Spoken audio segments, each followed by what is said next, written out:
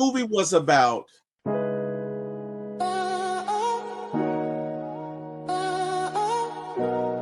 Yeah. Yeah. Lights, camera, action is going down. For my ATL movies, when we run this town with your host, T-Will, yeah, keeping it real. From the A to the screen, you can feel the thrill. Rolling with the classics, we're setting the pace. Highlighting the magic of our soulful space. Got the vibe, got the crew, making it tight. When the screen lights up, everything feels right. Grab your popcorn, let's make it loud. T-Will, T-Will. It's movie time, ATL style. Stand proud. From the silver screen to the hearts we steal. T-Will, T-Will. Every frame we capture is a real deal. Yeah. Talking premieres where the stars align. ATL views, yeah, they really shine. Behind the lens, capture. Alrighty, Marvel fans, MCU fans, Jessica Jones fans. Hello, everybody. It is T-Will from For My ATL Movies and my guy Jordan Burden. Jordan, how you doing tonight, sir? All well? I'm doing great. How you doing? Man, I am doing well. I have no complaints. Tonight, we are talking Jessica Jones Season 1 on our Doomsday Hourglass tour as we race towards the finish line and completing the Marvel Universe or the MCU Universe before December 18th, which I believe is D-Day for Avengers Doomsday. So, Jessica Jones, man, let's get into it. Wow. Just watched it again, and interesting. Jessica Jones is a self-loathing anti-hero. She hates everybody, including herself. Okay, so Jessica Jones is a private investigator in Hell's Kitchen, you know, where Daredevil lives, with super strength, a drinking problem, and a past she cannot outrun. The past returns in the form of Kilgrave, a man with the power to control minds, and he might just be the worst villain in the MCU, or close, because what a jerk. What a jerk. Anyway, she's forced to confront what she did or what he did to her and made her do. Meanwhile, she develops a complicated relationship with Luke Cage, supports and clashes with her best friend Trish Walker, and becomes entangled in the moral compromises of lawyer Jerry Hogarth. Another wonderful person, Jerry Hogarth. What a jerk. Anyway, over the course of the season, Jessica moves from avoidance and self-loathing to confrontation and agency, though not without devastating losses along the way. By the end, the season becomes a battle not just to stop Kilgrave physically, but to break his psychological hold for good. So, let's get into this. This was released when? November 20th, 2015. 11 years ago, Jordan. And it stars Kristen Ritter. And I think Kristen is a great Jessica Jones. I really cannot see anybody else playing her. She does the whole self-loathing thing perfectly. And, you know, she has a good heart. She's just, she's been through a lot, but I don't know, man. Let me tell you something. I couldn't be in a relationship with Jessica. I'm just going to say that right now. I could not be in a relationship with Jessica, but hey. Ultimately, I could. Oh, you could? Yeah. That would get old, bro. I don't know if it would get old. Oh, let me find out. Jordan has a thing for Kristen Ritter. All right. No, well, I will say Kristen Ritter does a fantastic job as Jessica Jones. In fact, she does such a good job as Jessica Jones that I actually like her portrayal of the character more than I like her character in the comics. I just think the way she portrays the character in this, it's unique compared to all the other characters in the whole Marvel multiverse. Like that self-loathing, that's something that just nobody else, no other character just does. And in my opinion, this is the biggest strength of this show is the fact that Kristen Ritter is Jessica Jones. Like I wanted to continue watching this show not for any other reason than to watch Kristen Ritter as Jessica Jones. I think she does such a great job of carrying the show. Like she is compared to it, like Daredevil without Daredevil is still great characters. Luke Cage without Luke Cage, I don't really care for a lot of the supporting characters in Luke Cage, and I like the guy who plays Luke Cage. I think he's great. Mike Coulter. Yes. Yeah. Like I like him a lot. I don't really care for a lot of the supporting characters not that much outside of Mahershala Ali's character. And then Iron Fist in general, I don't think people in the entire show, including Iron Fist. But she carries her show more than any of the other Netflix Marvel series characters carry their own show. I would agree with you in season 2, because in season 1, David Tennant is a very good adversary. Yes. He is a great villain. So season 1, and don't get me wrong, she did carry it.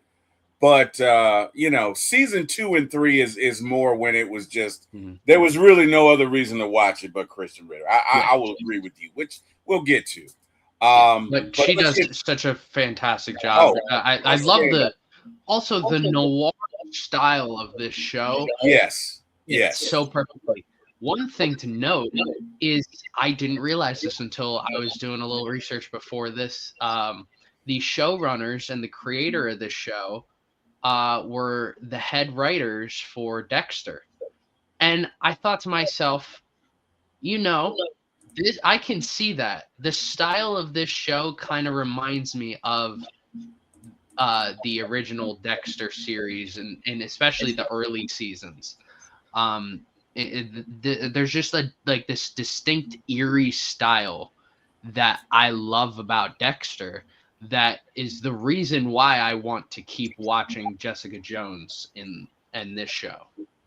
So Melissa Rosenberg is the show's creator. I did not know that she was the creator of Dexter. So head writer of Dexter. Like that's impressive. I did not know that. Yeah. You also have directors S.J. Clarkson, Simon Sellen Jones, Steven Surik, I believe, and Rosemary Rodriguez, just to name a few. But very good writers. One thing I noticed is they pretty much tried to stay on brand. You didn't really see, or at least I didn't. I don't know if you did, but you really didn't see like big differences between shows and directions, and at least I didn't. I don't know about you. But let's get to the cast, Jordan. So again, we've got, of course, we've got Kristen Ritter as Jessica Jones. We've got David Tennant as Kilgrave. We've got Mike Coulter as Luke Cage. And we've got, I forgot her name, Rachel Taylor as Trish. Oh, okay. Yeah. Not a fan of Trish or not a fan of Rachel? Trish. Okay. I don't like the character. Or Hogarth. Don't. Wow, I will go on a rant later about Hogarth. Yeah, she's a monster, man. She really. I know she's a lawyer, but she's a monster in a suit. I agree. And it's weird because she's played by, Carrie-Anne Moss, who's Trinity. And I had a hard time watching this because I'm like, Trinity's so evil. You know what I mean? Because every time I look at her, I think Trinity. I know it was 26 years ago, whatever. But wow. Okay. Wow. But yeah, Jerry Hogarth. And again, Jerry Hogarth or Carrie-Anne Moss, I believe, does a great job of portraying this villain. She's cold. She's calculating. She's manipulative. She's evil. she's something. I mean, let me get into her character. Because, okay. I mean, all right, she gets cancer down the road in future seasons, and I don't feel bad for her. Like, that's insane. The way they write her character, I never want to like her at all. And I don't know whether she's supposed to be a villain, an anti-hero, or a good person. I don't know, because I don't know how they're writing her. It's like, oh, you feel bad because she's got cancer. By the way, she's also sleeping with a bunch of hookers and doing drugs. So, like, what? And she's like, oh, woe's me. Let me snort cocaine off of a hooker. Like, I don't feel bad for her. Then her whole arc in this first season is the fact that she's cheating on her wife or her partner with her secretary. I don't feel bad for you. You end up getting the death of 1,000 cuts that Kilgrave does. But honestly, one time I was rooting for Kilgrave. One time I was like, you know what? I don't know whether to. She's just a bad person. She is a bad person. And like, it's not one of those things like, you know, as a lawyer, you're supposed. This is the reason why I never became a lawyer, because you're going to find yourself in situations where you have to defend someone who you feel like is guilty. Is a bad person. And she does not care whatsoever. She has no morals whatsoever. I don't know. There, it is like the word moral is not in her vocabulary at all. I straight up hate her so much, and there's no redeeming quality of her in the entire series. And I hope to never see her again. Wow. Honestly, yeah. I hate characters like this, because it's like they're not even meant to be a villain. They're just meant to be a side character that annoys you so much. And you're like, what is the point of view? Why? It's like that. It's like when you're on the playground in elementary school and you're arguing with someone else, and you're arguing back and forth, and some kid who has no business being there walks up and is like, yeah, screw you. Like, who are even you? Like, I hate this character so much. And let me get to her sister too while I'm at it. As the seasons go on, I hate her more. Like, the first season was probably the one where I enjoyed her a little bit, but she's so like, she's trying to not be like what her mom set her out to be. Right. And I get that. Patsy! You're talking about Trish now, right? Yes. It's Patsy. So with Trish, like, I understand, like, that's a great way to start your arc. Like you can get a lot of built-in strength because of that. But as the seasons go on, it's like she ends up just like turning that into more of an evil arc, to be like, yeah, well, I grew up because of my mom wanted me to be a star, and so now I'm a bad person. And I'm like, bro, what? Like, did you not see what Jessica has done her whole life? She literally witnessed her family die, and look at the route she's gone to be successful. And Jessica drinks. She doesn't put that burden on anybody else.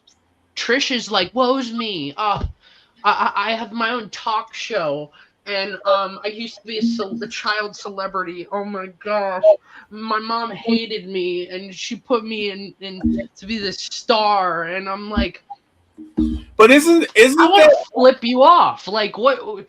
Like, I hate you. Isn't that on brand for child stars? Like I think, and from what I've seen, being a child star is very difficult. Not because you're pampered or whatever, but it's difficult because during your formative years, you are treated to a reality that will not last, that will not be continuous once the show is over, right? So if let's say I started, 5, 6, 7, 8, and the show goes on until I'm 16, right? Well, by the time that show cancels, I'm ruined. Because during my formative years, you gave me whatever I wanted. You did whatever I wanted. The rules did not apply to me. Now, all of a sudden, the show's cut, and you expect me to just be a normal person. You expect me to just go back to reality, but my reality was not reality. And right? That's what makes redeeming, like real redeeming actors like Macaulay Culkin or like I won't say her That, or like Jeanette McCurdy, like people who as they're adults have had that rebound and had that success, that because when they were growing up they either got into drugs or they were an alcoholic, or because of all of this stuff that they had to deal with. I mean, even worse, 100, some of them 100 times worse than what Trish is going through. For example, if you watched any of the Nickelodeon stuff over the last couple years, yes. Yeah. Like what Trish goes through, not even close. Right. And I just like this is why we root for your Macaulay Culkins, because it's like, Right. they hit rock bottom and then bounced back up, and they were like, I can be stronger because of this. Now Macaulay Culkin's got a beautiful family, a wife, kids. He's got a star on the Hollywood Walk of Fame. Like he built himself a career well after he hit rock bottom, and that's why we love him. And But there are so many people that doesn't happen for everybody. Right. You are 100% doesn't happen for everybody. Right. If you look at the cast of Different Strokes, they all hit rock bottom. Yes. And only Todd Bridges, and he hit rock bottom, but he had some help. But Gary, what is his name? Gary Coleman, Dana Plato, just rock bottom. And there are more childhood stars who never recover than those that go on to be successful. So, and I see your point. She is a whiny baby. I'll give you that. But what I'm saying is, in context, that's on brand for her experience. I'm not saying she's right? But that is what you would expect from a childhood star, because they've been coddled, right? Think about it, Jordan. You're 6, 7, 8. You know what I mean? You're going to your show, you know what I mean? You're 10 years old. The rules don't apply for you. They got you smoking cigarettes in the back. They don't know. You can do whatever you want to do. The world's your oyster. Just continue to make that money for the show. And then at 16, right, when during your formative years, you've learned you can do whatever you want to do. The world's your oyster. That's snatched away from you. And now you have to deal with reality. And that is, let me tell you something. I would not let any of my kids be in show business before 16. I just wouldn't. I would not. And so this is what makes Trish's arc so weird, is that then she gets the powers in season 3, and you're like she tries to like be like Jessica. She tries to be that star again, and you're like, you're just I mean, the whole season 3 as a whole is just Trish being jealous, and that's the whole. And what's crazy is like at the end of season 3, I think like the last episode is one of my highest rated Jessica Jones episodes, but season 3 as a whole is the lowest or second. I don't remember which I have lower. I don't have very positive things to say about season 2 or 3, but season 1 is by far my favorite. I like Trish in this season. I think sometimes she can get annoying, and sometimes I'm trying to like. I don't think I fully figured out what her character's point is, because if the show is Jessica Jones, I don't really like. I thought she's supposed to be a supportive sister to like bring her and say you're my family, but throughout this show, it's proven that Trish doesn't view Jessica really as family. She more views her as like a like a like a prize almost. Like, yeah, I helped this woman out, and that's You it's just wrong. you think so? Yes, and I think by season 3 that proves my point. Like I think season 1 I was trying to figure it out. Season 2 I was like, okay, this feels weird, and then season 3 I was like, yeah, this is wrong. And her mom does the same. Her mom is more blunt about it. Like, yeah, I helped Jessica out. Look at me, I'm her a surrogate mother or whatever. And Well, Trish, I think her mom told her, because remember when she was unconscious, her mom told her, yes, "Well, it's going to look good if you help this kid." yeah. You know what I mean? And I think Trish at first is like, no, no, no, no. And then Trish went to do her own thing, failed as a talk show host, and lost everything she could ever have, and thought, okay, let me tear down Jessica while I'm at it. And I'm like, okay, this just, and I mean, by the way, season 2 ends. I'm like, all right, I don't like the season 2 is when I realized I didn't like Trish.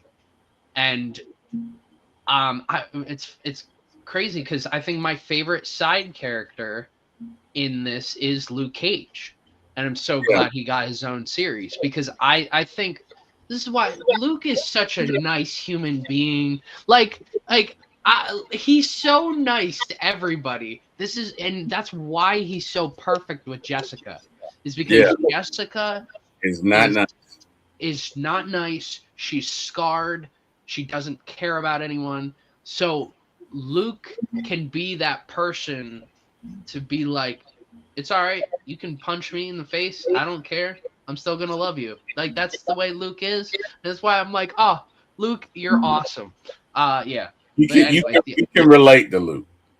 I mean, I'm not bulletproof. No, but you know what I'm saying. Like you're a nice person, so you can relate to Luke. Am I though? Am I really? I would say, yeah. Am I really? Okay. All right. I would say that. Yeah. I've known a lot of assholes in my time. You are a nice person, but you know what's interesting.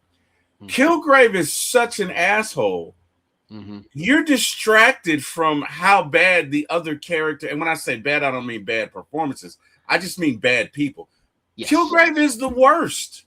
Yes, he is the worst. He is the worst. He's worse than Thanos, in my opinion. I would agree. I would agree. Like from a personal standpoint. Let's take a step back right now. Like, Thanos had a mission, a moral mission that he wanted to go on, and he was emotional about it. And like, you even look at like the Green Goblin and stuff like that. He just wanted chaos and stuff like that. I mean, we can't even say the R word on YouTube, but like he assaults and takes advantage of women.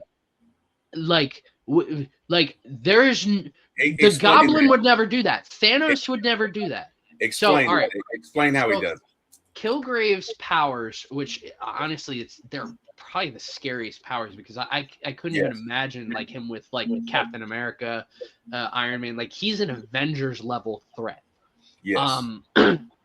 So he anything he says, the people around him will do that, and it's like they're mind controlled. So Kilgrave meets Jessica, and because whatever he says literally goes, he becomes obsessed with Jessica and forms a relationship that's more one-sided, that's not consensual whatsoever. And you can kind of put your brain, you can probably think about what he probably does. And throughout this show, we see that she was violated.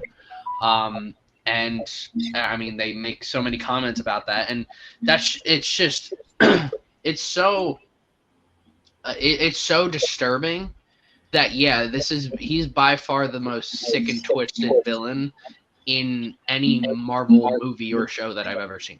Yeah, I would agree with that. Because so when he gives you a command, you are compelled to do it, right?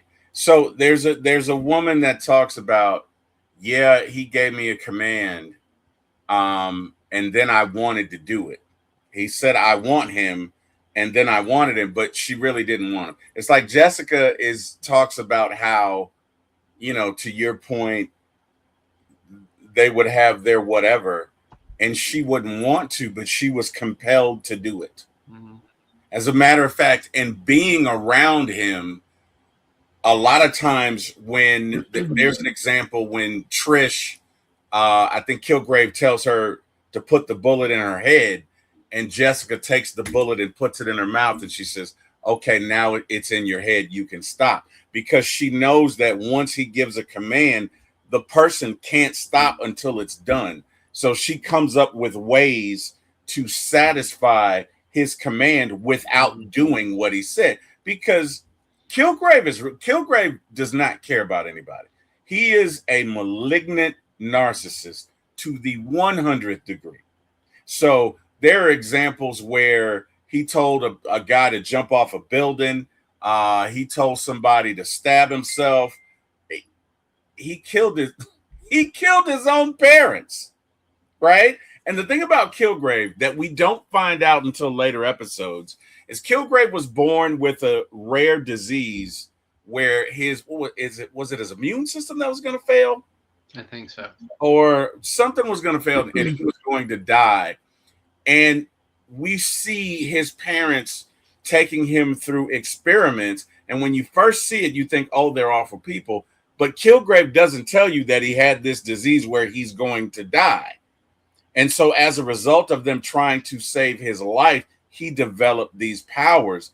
But he is the most malignant person I've ever seen in my life. Like, he would tell kids to go stand in a corner and pee on yourself or pee in a closet. He told somebody to go stand and, stand in front of this fence for the rest of your life. Just cruel. This father that was with his child, he hops in the car and says, put your child on the curb and leave. And he put his child on the curb and left. And the father could see his baby crying. But when Kilgrave said, you want to go with me, he wanted to go. So his powers take over your will, but they also take over your emotions. But in your mind, you don't want to do it, right? It's like, okay, it's like, say, Jordan, you come upon me and you're like, hey, you want some donuts. And I don't want some donuts. You definitely want donuts. My stomach physically starts to desire donuts. And so as I'm eating, I'm making light of it. But the point is, you're hungry. That's the point. Kilgrave is malicious. And Jessica was haunted by him, right? So how this comes about, it's the first episode, and these older gentleman and older woman say, hey, can you help us find our daughter? We haven't seen him. And Jessica finds out that their daughter is with Kilgrave. Now, Jessica was haunted by him because I think she had gotten away from Kilgrave like a year before, but she's got triggers. She's got PTSD. To have somebody to totally dominate your will, that has to be terrifying on an everyday basis. And so she's haunted by this. And when she finds out that this young lady is with Kilgrave, the first thing she wants to do is run. And then she has, I guess, a crisis of conscience. And she goes back to get the girl and she finds out where she is. And she says, hey, she calls the parents and she's like, hey, you need to go and get her. And they go and get her. As a matter of fact, she said, he told me when she first meets the young lady, she says, Well, he told me I can't leave. And when Jessica tries to get her out of the room, the young lady is fighting with her to stay because, again, she's compelled.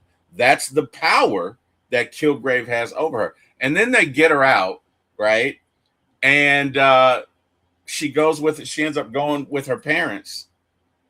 And I guess the young lady and her parents get on an elevator, and Jessica is leaving, I guess, to go back to her office. And the young lady pulls out a gun and kills her parents because Kilgrave told her to. And let me tell you something, man. David Tennant does such a great job of playing Kilgrave because I wanted to snap his neck myself. Mm-hmm. Like he disgusted me. If Kilgrave were real, it would be everything I could do not to spit in his face. That's the contempt that I had. Like, you made this woman kill her parents. You made her, you compelled her. You are scum. You're scum. That's again, Kilgrave is so bad that he makes Trish and Hogarth look like schoolgirls. He makes them look like little kittens. That's how disgusting he is as a villain, which is why this first season is so good, because not only do you hate this guy, and you can't help but hate this guy, but he kind of terrifies you for the first 9 episodes until Jessica realizes he doesn't have any power over her anymore. Right? Because the entire time I'm watching this show, I forgot he didn't have power over anymore. So I'm like, oh God, what's she gonna do? Even when the cop goes to Trish's apartment, because Trish got on the Trish got on her little show and was like, oh, he's what'd she call him? He must be impotent and so, and really started insulting him. And Jessica was like, no, shut up. And she cuts her off and says, he's going to send somebody to your apartment. And he did. He sent a cop, remember, to Trish's apartment. Yes. And Jessica gets there and pushes him off of her. And I guess Jessica injected Trish with something that made her appear like she was dead, and then the cop got up and left because he had done what Kilgrave had said to do, right? Because the thing most people don't realize is if Kilgrave tells you to do something, you can't go on with your life until it's done. Mm-hmm. So that's why Jessica was like, and I really like that about her, because she could have just killed the guy. But she realized that he's being controlled by Kilgrave, and so she's like, oh, she's dead, and gives her this shot so she would appear dead, and then the cop leaves. But I really liked that part of the show. I liked that I thought that was rather creative and it showed that she had been around Kilgrave for so long that she figured out you don't have to do what he says. Literally, you just have to figure out a way to satisfy the command. Does that make sense? Yeah. Anyway, I'm talking way too much, man. Give me your thoughts on this first episode and everything that's going on. I mean, I like how they set up just Jessica Jones. I mean, I think this first episode is a great way to start this show and this series. I mean, introducing us to Jessica, because I mean, we're seeing the nightlife, and we're seeing that this isn't your stereotypical Marvel. This is an adult show. And Jessica just so happens to have powers. So I think they do a great job with that. I like how she's in. I like the fact that she's a private investigator. I think that adds such a. It's such an interesting thing, because like her power set doesn't really call for her to be a private investigator, so it's just so random. It's like she knows that she has superpowers, but she doesn't want that to define her. Like, for example, Spider-Man takes pictures. Peter Parker takes pictures of Spider-Man for his job. Right. And he is Spider-Man. Right. Like, Peter Parker and Spider-Man are one, Right. and that defines his life. Jessica is not like that. She does not want that to define her life, and that's one thing. Like her and Luke Cage get along with is they want to be normal, Right. and they're living their life normal. They don't want to be viewed differently because of their superpowers, and so they live normal lives with having superpowers. Unlike Daredevil, for example, where Daredevil, he's a lawyer during the day, and at nighttime he also fights crime. So, and delivers justice. So I think they do a great job of just introducing us to Jessica and immediately us liking Jessica to start. And Kristen Ritter is she's I don't think charismatic is the right word. She's very I don't know, believable in this role. Like I believe that she's this alcoholic who doesn't care about anyone's feelings and just wants to make some money to be a private investigator and stuff like that and just live a normal life. Like and there's something, because she just wants to be normal, there's something that everybody can relate to her with. It's like they're not looking at, like, Iron Man, for example, is a billionaire. So like nobody can really relate to Iron Man. Right. Right. Thor is a god. We can't relate to him. Captain America, a little different. I mean, we can semi-relate to Captain America. But like I think we relate more to Hawkeye than any of the other Avengers. But like with Jessica, I mean, if you're a woman living in New York and you're I don't know, I wouldn't say a PI because we really don't have many of those nowadays. But you're working a small job, like that, you can relate to that. You can relate. It's very easy to relate to Jessica Jones' character. Yeah. But then obviously we get introduced to Jerry Hogarth in this, and yeah, we already talked about her. I don't need to rant on her, but it's also interesting that we get introduced to Luke Cage in the very first episode.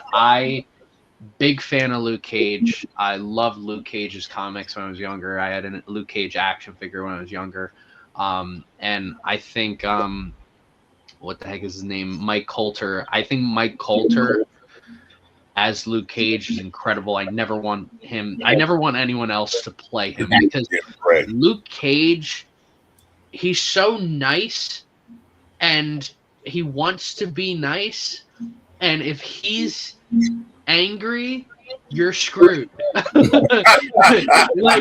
like if you get on his nice side, you're gonna be best buds with him, and that's what I really like about Luke Cage. I like about his portrayal of the character, and that honestly, it's why I really enjoy them two being together. And I would like to see maybe if there's gonna be any romance in Marvel, Jessica Jones, Luke Cage, just make it happen. I think it works between the two of them.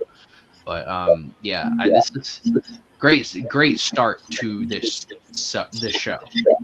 Yeah, and it sets up the conflict because Jessica is, we find out that Jessica is watching Luke with all of his trysts and, his hookups because when she was under Kilgrave's influence, she killed Luke's wife because he commanded her to. And again, Kilgrave is just a disgusting part. Like the atrocities, and I'm going to call them atrocities, that he has committed on a daily basis. This guy doesn't care. This guy has power. Like I would say, with what he can do, he's almost an Omega level threat. The only thing that stops him is he can only do it from so far. Mm-hmm. But other than that, he is an Avengers level threat. I would agree with that. Yeah.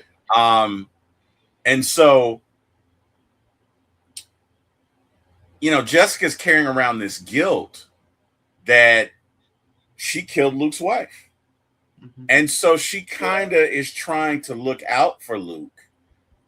And during that, she goes by his bar or whatever. And I guess she just tries to check up on him. And, one night Luke is like, hey, why don't you come in and have a drink? And she's like, I bet you say that to all the ladies. And he's like, no, you're just an attractive woman and that attracts customers. So come on in. And, she comes in and starts drinking or whatever.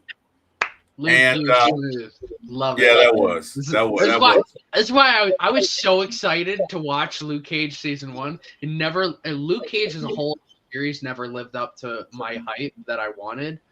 But I like this character so much. I really just want to see him in Daredevil Born Again season 2. I really do. I think we will. I hope we will. I don't know. Wait, when does season 2 start anyway? March. Isn't that coming up? This month, in a couple weeks. Yeah, that's coming up, man. So I can't wait. I really can't wait to see that. But anyway, So yeah, I mean they start dating or whatever, and the funny thing is when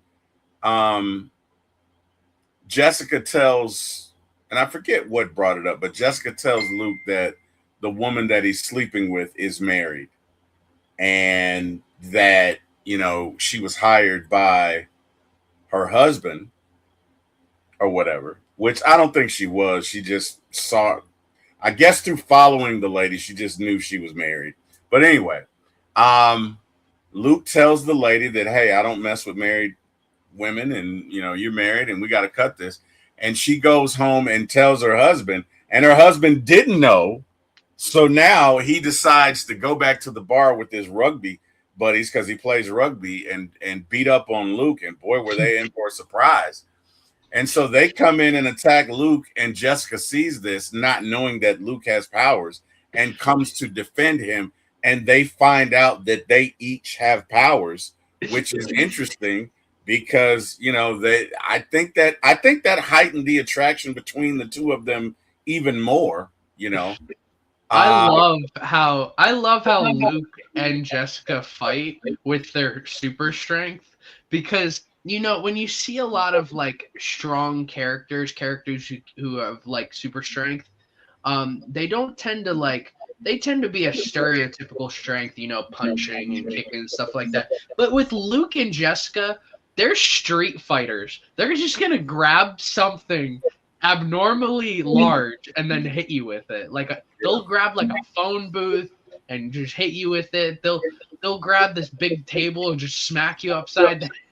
It's so funny to watch them fight. And yeah, like you said, I mean, them fighting, it kind of is like, oh, all right, they're attracted to one another. Yeah, they got hot for each other. They really did. So, but yeah, that goes on, and hey, in the beginning, it's great. I mean, I love it, and then of course, everything done in the dark comes out, right?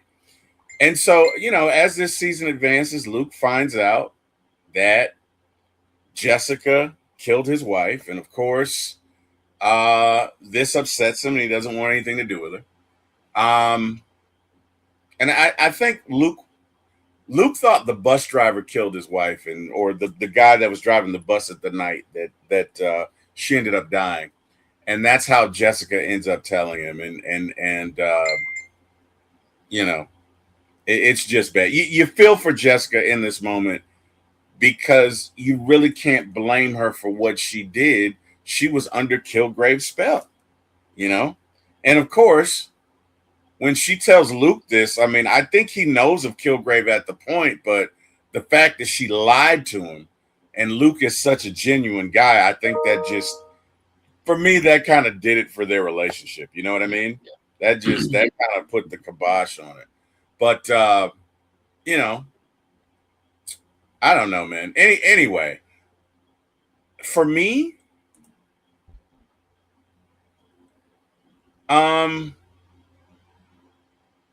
I love the relationship between Luke and Jessica, but let's talk about the dynamic between Jessica and Trish in this first season.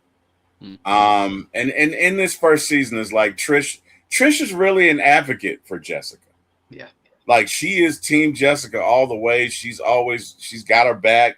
She's always trying to help her. Like, she really is team Jessica. She doesn't morph into that other person until season 2 and 3. But in this season, she really is trying to help her out. And, but she doesn't grasp the danger of Jessica's world. And to me, she should, right? Like, you know about Kilgrave.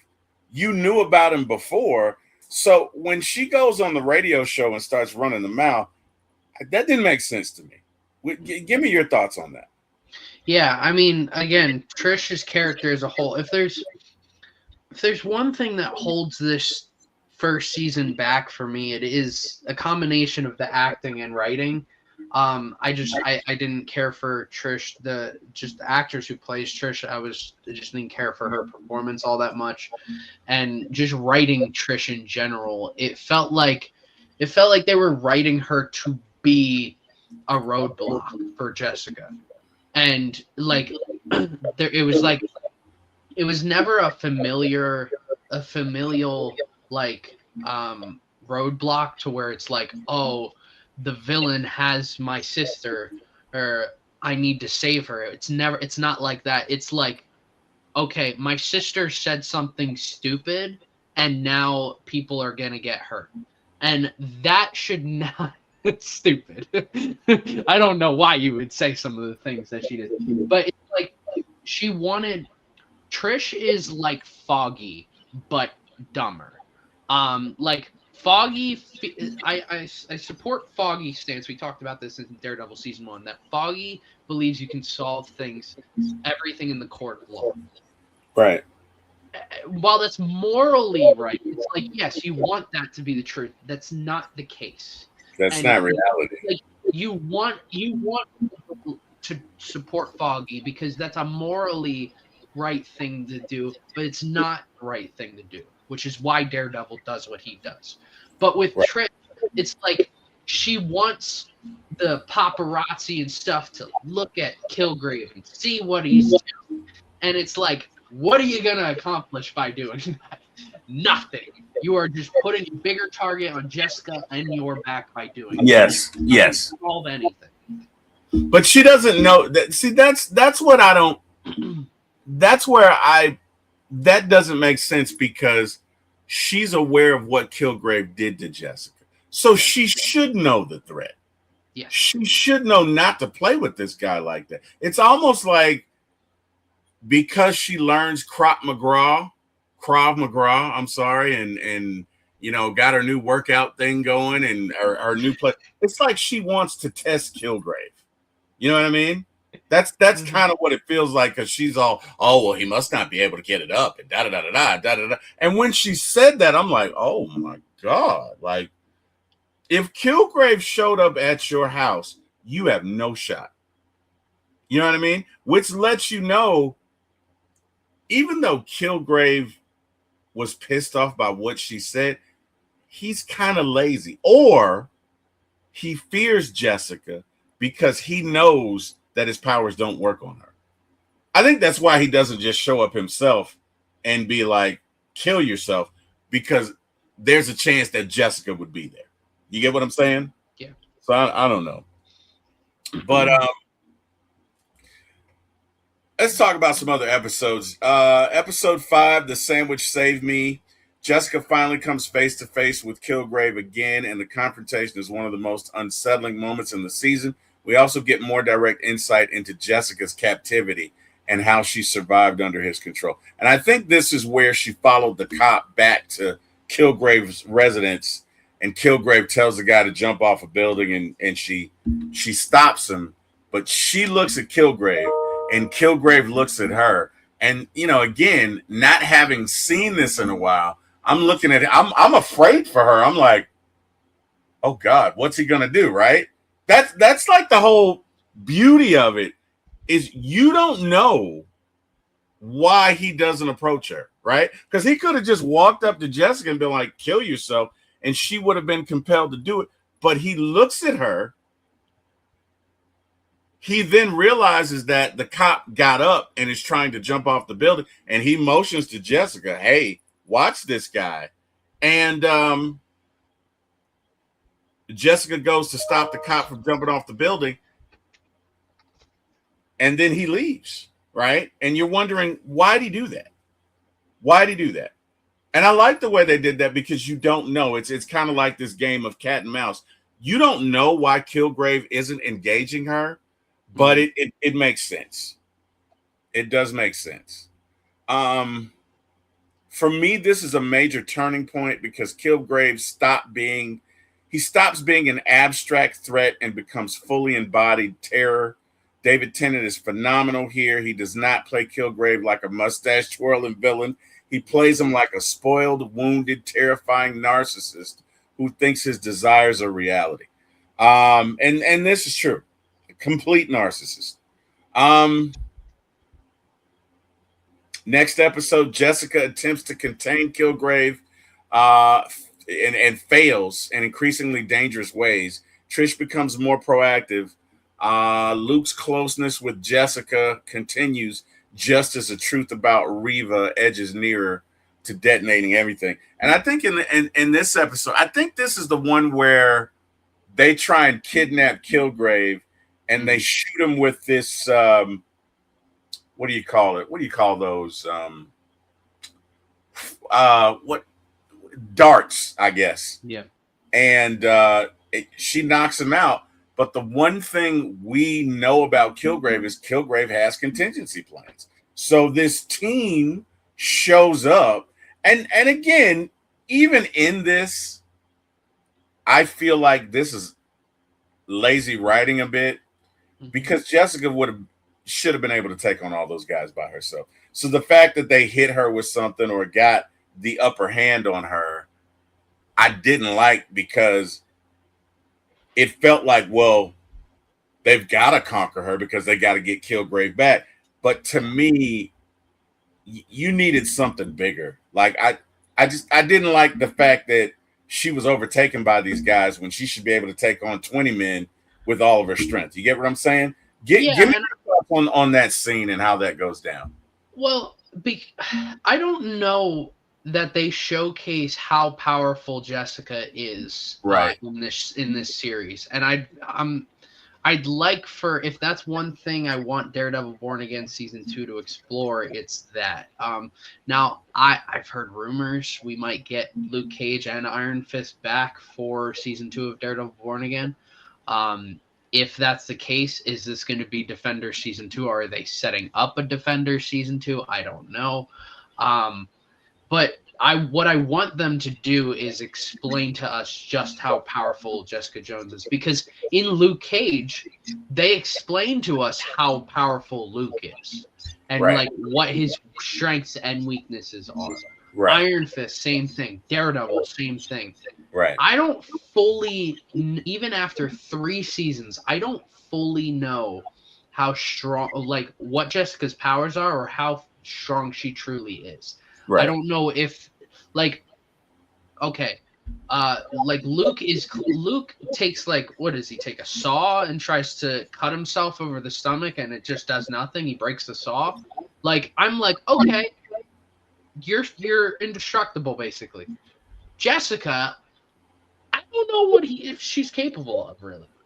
So, that's one thing I guess I want to see is just like how powerful she really is or what her weaknesses are. Actually, when I was watching this, it might have been right around this episode where I was just like, what are her like what limits her powers? Like is she super strong but not indestructible? So is she like basically like Arnold Schwarzenegger but like in a average sized body? Like I don't know her that much, and that's one thing I wish the show explained a little bit better. Yeah, that's true. So as you know, her secrets come to light. We see Jessica begin to drink more. We see Jessica begin to blame herself, but again, and I know she lied to Luke, but what's she supposed to do here, Jordan? Hey, before we start this, Luke, I just want you to know I killed your wife. Like, how do you even have that conversation? And it goes back to like the Loki and Odin thing. It's like, even though it's a hard conversation to have, you're an adult. You just need to, if you trust this person. Now, all right, very different here because they haven't known each other very long. Correct. Like, unlike Loki and Odin know each other for thousands of years, and Loki didn't know. So yeah, that's why Odin's a bad father. And the worst. So anyway, but like I do think it almost feels like at times like Jessica was taking advantage of Luke by doing that. And I think it would have been better if that she communicated that with him from the get-go. Now it would have been hard to understand, I get it, but it's one of those things you just got to rip the Band-Aid off. Just got to rip it off. Because otherwise you keep that Band-Aid on and you're never going to know if you're fully healed or not. Wow, write that in a quote, put that on a t-shirt. Wow, that sometimes I say things, I want to make this very clear.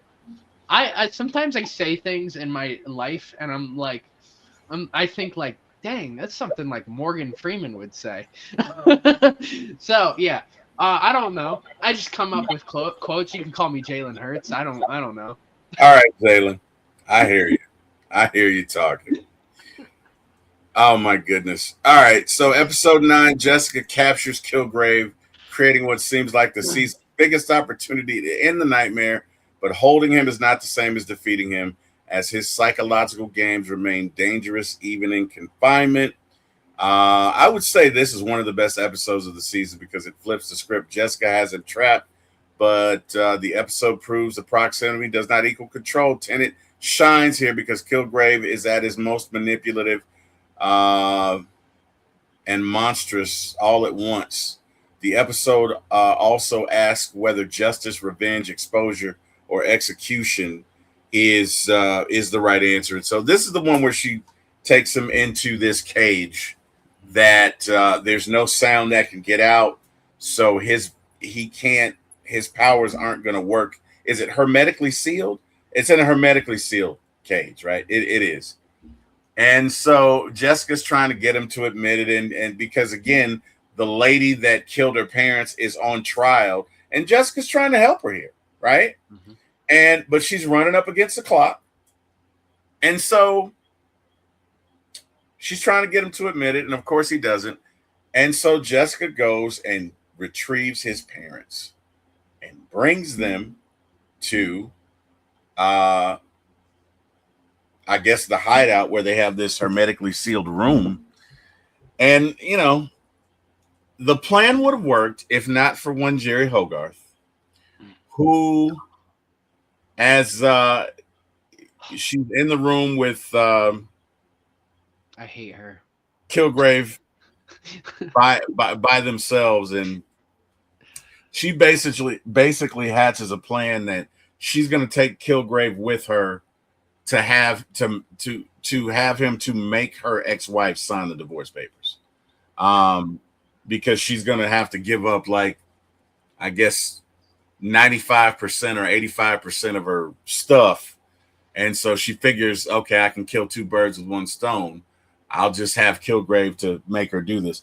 And so while they're gone, she cuts the power cord, because in this hermetically sealed room, there's water at the bottom. And when Kilgrave doesn't do what Jessica wants him to do, she just sends a jolt and it shocks him. Jessica doesn't know that the cord is cut. So when his parents show up, they go in the hermetically sealed room and they're trying to talk to him. And he gets really pissed off. And right when he's about to give the command, Jessica hits the button and finds out that it's not working. And Kilgrave, in all of his monstrosity, demands that his mother stabs herself a bunch of times until she's dead. Now, this is his mom. And she's telling him, look, we love you. We did this to help you. We did this for you. And he's just a jerk. Like, again, they were doing this to save his life, but he's such a jerk. he doesn't care. And I guess, again, I don't know, man. This dude's just a monster. So he commands that his mother kills herself. She does. The dad is horrified. And Kilgrave gets out. And I think there's a cop there. He demands that the cop follow him. And he tells Jessica to do something. He says, Jessica, let go. And Jessica does it. And it's at this time that Jessica figures out he doesn't have control over me. And to me, this is when the dynamic shifts, because she's like, oh, okay, if I can get to him, I can kill him. Mm-hmm. Because before this, she doesn't know. So all of her plans include basically contingencies, because she thinks that he might have control over her. But I don't know. Let's talk about this episode. Talk about your thoughts. This stretch, there's a stretch of episodes in the middle here that I really like about this show. Like, there's a psychological warfare. There's moral dilemmas. Like even though Kilgrave has done all of these bad things, is it right to lock him away for the rest of his life in this thing and have him never speak to anyone ever again, or just kill him? And it's this, I mean, it's a moral dilemma that I think we go through already in society.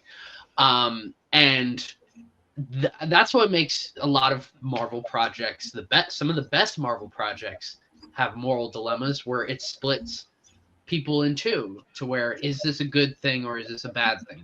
I mean, literally Infinity War and Endgame. So this stretch where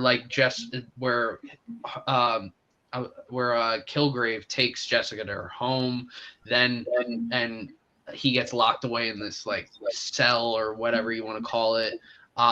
Like, there's just it's such a great stretch of episodes that, I mean, it flat out carries the show for me.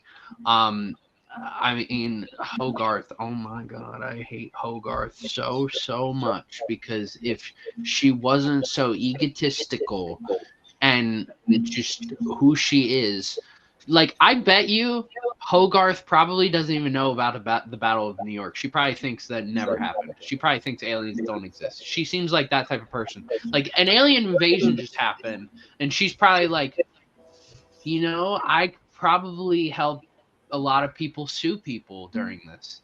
Like, that's just the way I hate people like that. I hate people like that. So, but yeah, there's a stretch from like episode 6 to episode 10 where I'm like, this is a really good show. And I like, at one point I was thinking, was it going to be better than Daredevil? But just the way the beginning and ending of this season, the way the season begun and ended, there's just a couple episodes where I was just like, we didn't really need this. Like, it almost felt like they were stretching it to 13 episodes. Yeah. When we get to episode 11, for example, like, this stretch, like I said, that stretch from like episode 5 or 6 all the way to 10 is great. But then you follow up 10 with Jessica Jones getting hurt, and the whole episode is her looking at what is it? She's running around hurt, and she's looking at morgues for I forget what the body's name is. I forget whose body it was. She just, the whole episode feels like it's just pointless. By the end of by like the whole entire episode, there's no point in it at all. So up until the last minute where we see Luke Cage's bar explode, that's really the most important thing that happens in this entire episode. Otherwise, it's just a whole bunch of running around, and it felt pointless. This was actually the lowest rated episode I had of the entire first season. I had 2 negative reviewed episodes. The other one was episode 4, mainly because, this is actually what I was going to tell you about. So there's a scene in episode 4 where Jessica goes and breaks into this, or to confront this person that hired her, and then confronts this couple, and I think it's towards the end of the episode. Oh wait, it's the is that the one where they're trying to kill her, or What happened? It was or episode. that may have been later. That may have been in later episodes. I I don't remember. I don't remember exactly what it was, but it was like a stereotypical like plot for her investigative skills. It wasn't meant to bring the season further. It was just supposed to be like a one-off thing where she's Right. investigating and stuff like that. And and towards the end of the episode, there's a scene where Jessica. First time I watched this, it scared the crap out of me. I haven't jumped that much to a non-horror movie, I don't think ever, because it was so unintentional too. As she's walking around the corner to leave the house that they're in or the apartment they're in away from the couple, after she starts smashing a bunch of things and stuff like that, she turns a corner to walk out, and it's like it's a shot that's pointed upward to look at Jessica as she walks around the corner. But as she's walking around the corner, there's like a wall, and it's dark. And depending on what TV you watch it on, you clear day see a man with a camera pointing the camera as Jessica walks around the corner. Clear as day. As like You still see it? You still saw it when you watched it this time? Yes, you can totally see it. You can Google it. There's people talk about it on Reddit, and it scared the crap out of me because I'm like, what the heck is that moving? And I had to pause it and rewind it the first time I saw it, and I'm like, oh my god, that's just a cameraman. It's so like you can I'm sure if I knew who the cameramen were that worked on the show, you could probably figure out who that guy was. But it's so clear and obvious, and it's so stupid. Like, and you have to watch it on a certain TV, and it needs to be dark. You can't watch it with any light on. Like I watch a lot of these shows like in my room, all the lights out, and I'm just like laying in my bed. And I remember watching it, and I'm like, "Oh my god! Like, what is that?" And I had no idea. I thought it was like a character that was in the shadows and stuff like that. Nope, cameraman.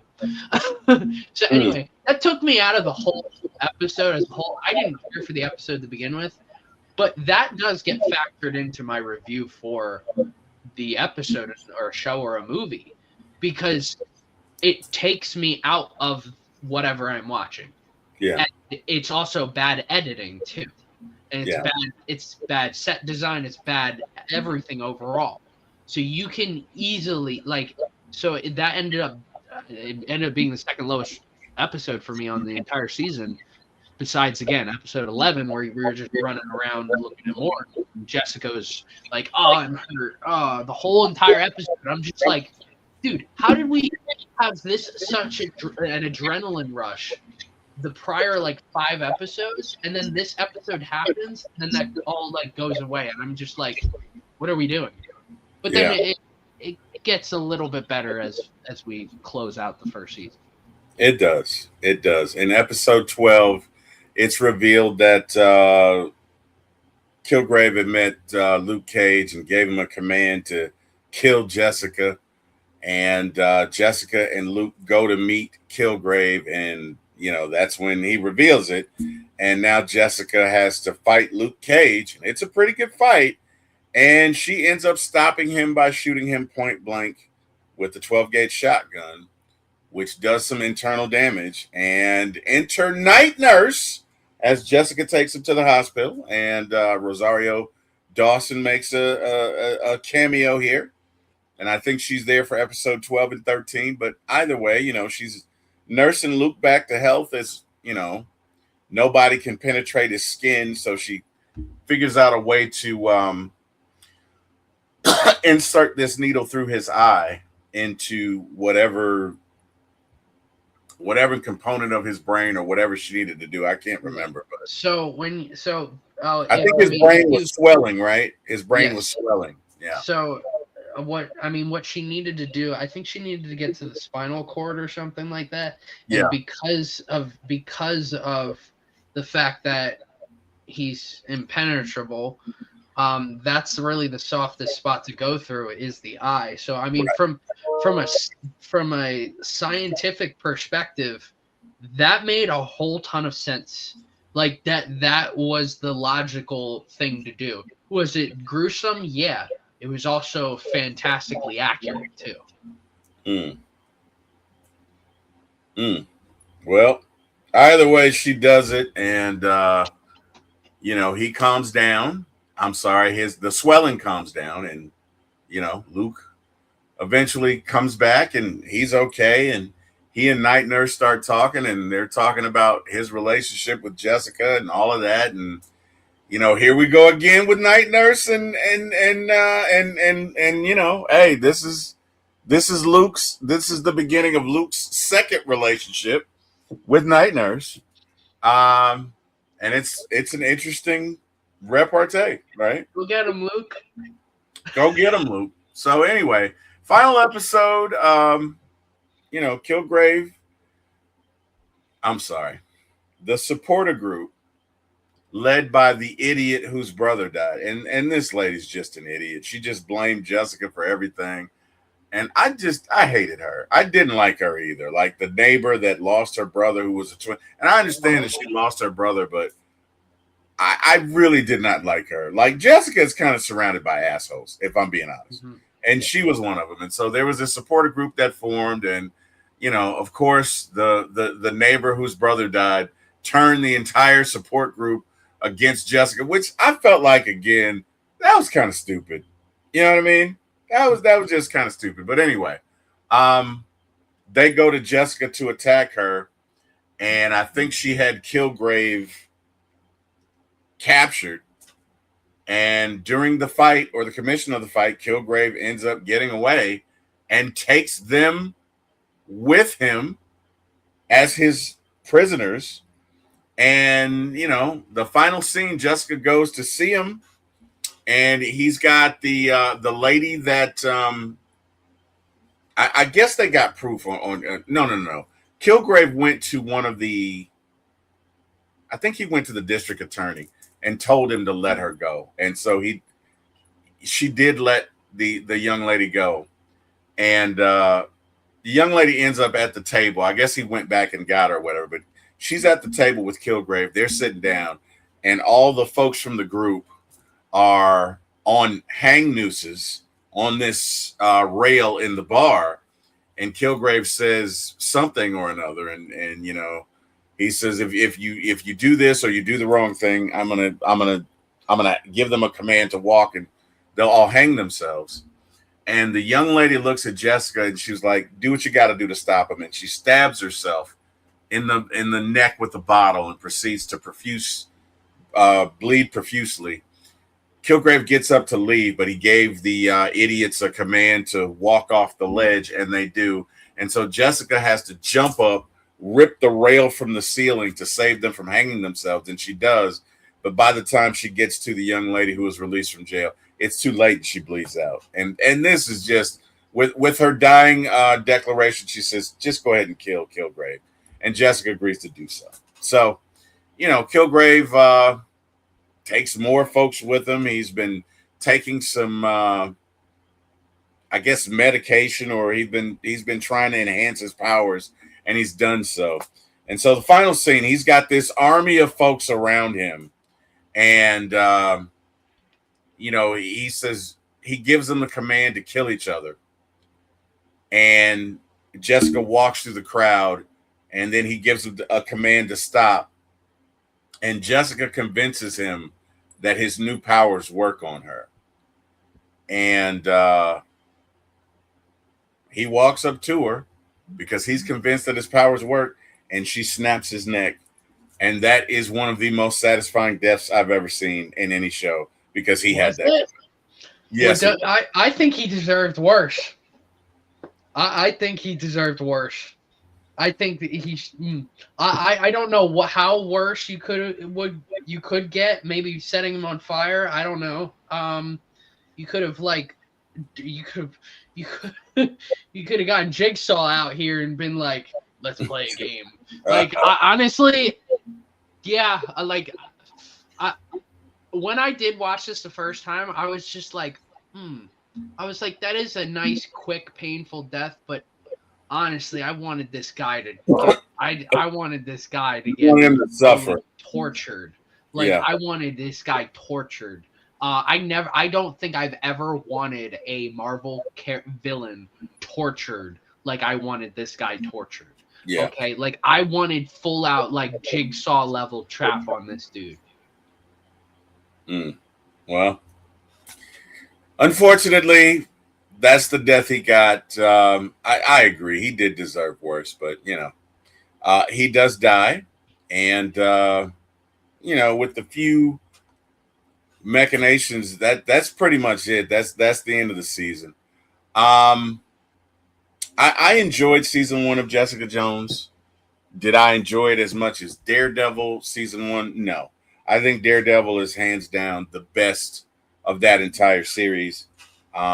So I gave this one an 8 out of 10. And that's the best rating that any Jessica Jones show is going to get from me, because I can tell you season 2 and season 3 will not get 8s. Just because for me, the villains for those seasons, it just got worse. So anyway, but I did enjoy this one. I think Kristen Ritter gave a great performance. I think David Tennant stole the show as far as the villain is concerned. I gave it an 8 out of 10. Jordan, give me your rating for this one. All right, so you got a lot of 8 out of 10s first. You got literally 8 out of 10s, now 9. Where do you put Jessica Jones? So let's just start by comparing it to the Wolverine. So that's your lowest rated 8 out of 10. So which do you think is better, the Wolverine or Jessica Jones season 1? Let's put it below the Wolverine. Below? All right, so they'll be your lowest rated 8 out of 10. Yeah. All right. All right. I obviously do episode by episode ratings. My highest rated episode, I had 2 that were at 8.5. So that was episode 7 and 8, right around the house episodes. I think there was a lot of psychology involved with this, and I found that being the most interesting part of this show, and just learning more backstory with Jessica, because I felt like each episode to start, I was like, I want to know more about her, and I finally got to know a lot more about her in the middle of the season, and it was satisfying, because ultimately when she does end up winning, I feel like I enjoyed her character that much. So, and I already said my lowest, I had 2 negative reviewed episodes already. I already talked about them, but overall the average for me was a 6.5 out of 10. I enjoyed Jessica Jones season 1. I thought this was a great start for this show, considering Jessica Jones has never been a character in the comics that I've like, ooh, I really want to watch Jessica Jones. No. But watching this, I was like, okay, I like Kristen Ritter. I like Jessica Jones. I was excited to see season 2 and 3. But sadly they didn't live up to the hype. Or anyone's hype. So yeah, I gave it a 6.5 out of 10. I don't have any other 6.5 out of 10, but yeah, I would rather watch it than The Incredible Hulk, because I think there's more character depth in this than The Incredible Hulk. And I have X-Men ahead of it. I think X-Men, I like it more. So yeah, it averaged out to a 6.5 out of 10. All right. Well,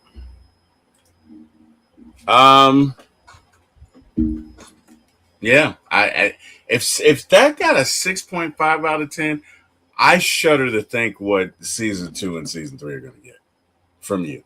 You also have to understand, there are so many episodes that it is possible that one episode will get a 10 and the other could get a 0.5. Yeah. In the same season. So the ratings are, I mean, they're averages at that point. So it's kind of hard. There aren't many shows that I have negative reviews on. And if I have a negative review on a show for Marvel, that says a lot, because that means the majority of the episodes I didn't like. Yeah. No, that's fair. That's fair. Well, we got to come back Thursday. And what are we doing Thursday, Jordan? Avengers Age of Ultron. Oh, I love that movie. Now that is going to be refreshing. I just love that movie. I really do. I love all of the Avengers movies. They are just my favorite superhero team of all. I just think they're just written so well. Now I know you don't particularly care for Josh Whedon, and I know why, but I still just loved Avengers Age of Ultron. I love it. And going back watching it, it just, it stands the test of time. It gets better and better. So I can't wait to do that one. Jordan, tell these folks where they can find you. Well, I do want to say, because I think we thought about talking about this. How do you think Jessica Jones as a character? How do you think that affects Avengers: Secret Wars or Doomsday at all? Or Doomsday. We'll just say Doomsday. I don't know. I mean, we could see her. You know what I mean? There were a lot of deaths in Secret Wars. So we very well could see her. You know what's interesting, what I was thinking about is I wonder if we see Kilgrave. I think there's certain characters that are so powerful, but they're used for like C or D tier heroes that I don't think we'll ever see. I don't think we'll ever see his character ever again, or the actor playing him. I think too many people didn't relate to his character because they just wanted to see him die, and it's not like Thanos. Like Thanos, people want to see Thanos more. This guy, I don't want to ever see him again. I want to see him get tortured in the worst way. If I see him in anything, I hope it's rated R, and I hope he gets pulled apart in 20 different directions. So I personally, I don't think we'll see Jessica Jones in Doomsday. I'm pretty confident in saying I don't think we'll see any of the Defenders in Doomsday. I think there's a good chance we will see them in Secret Wars. But Doomsday, my gut feeling is that's more going to be leaning towards the Avengers, the X-Men, and Fantastic Four. And then Secret Wars will be your all-out Marvel crossover.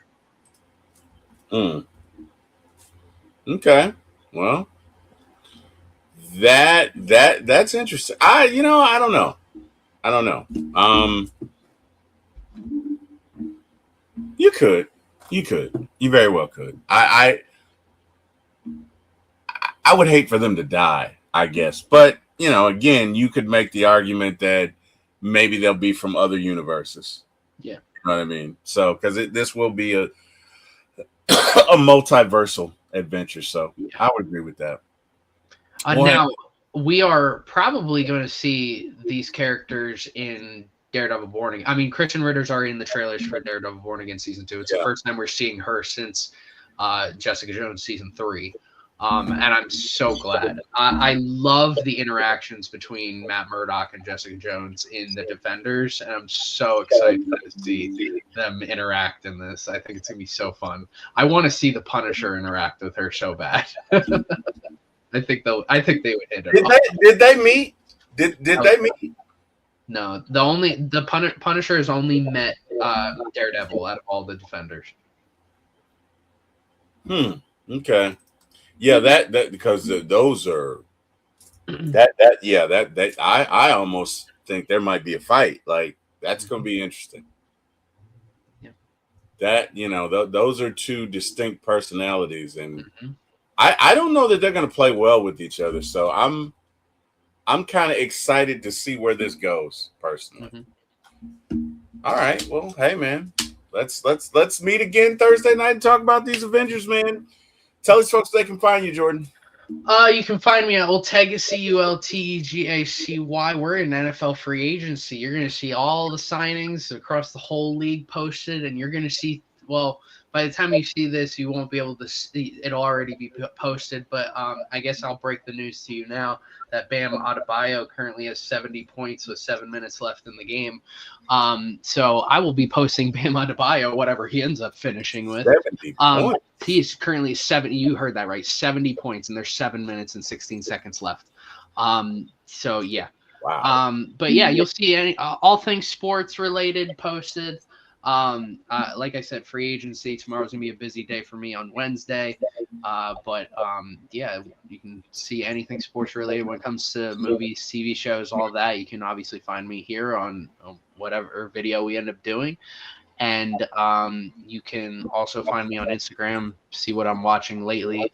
Probably not going to see a movie in the theaters anytime soon. I don't think there's any that really intrigue me. But yeah, you can see also my Letterboxd reviews on all Marvel, all horror, all rom-coms, all like biopics. You can I watch everything, unless it's a musical or a Western. I don't watch Westerns. I would rather watch a musical than a Western. That's why West Side Story is so high for me. But yeah, you can see all my movie and show reviews on Letterboxd too. And yeah, this is fun. I can't wait. I can't wait to review Age of Ultron. I love that movie so much. Me too. I really do. I agree with that. I agree with you wholeheartedly. I think Age of Ultron is just going back and seeing it. It was so good, man. It really was. And there was so much in it, and just they really set that up well, man. Everything that they did was good. So, anyway, all right. Well, hey, man, we got to get out of here. We'll be back Thursday. To everyone who will see this, we appreciate you. We thank you, and looking forward to seeing you again. So, good night, everybody. See you Thursday. This movie was about